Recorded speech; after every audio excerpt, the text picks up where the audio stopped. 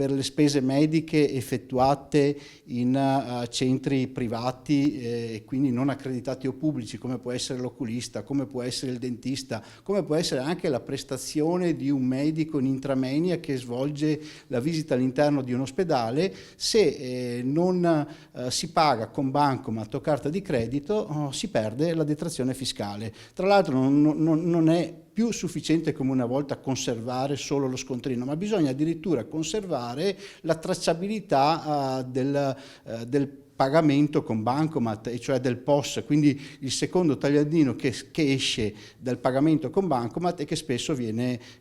cestinato. Questa è una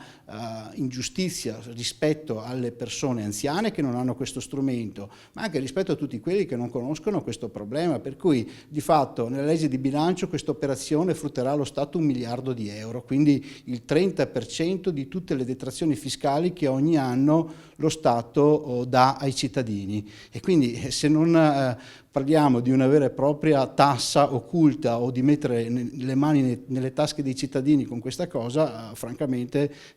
non so di cosa parlare. Chi si arricchisce poi alla fine? Si arricchiscono le banche, perché con questi pagamenti tracciabili abbiamo una media del costo della transazione nell'ordine del 2% per ognuna, per cui basta pensare su 1.000 euro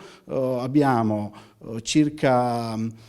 20 euro che praticamente vanno a finire alla banca. Quindi veramente una situazione di ingiustizia e anche di incostituzionalità dal nostro punto di vista che merita di essere rimessa in discussione. Noi abbiamo mandato questa proposta di legge anche a tutte le associazioni dei consumatori del Veneto e riteniamo che possano esserci le condizioni per una vera e propria class action, in modo tale da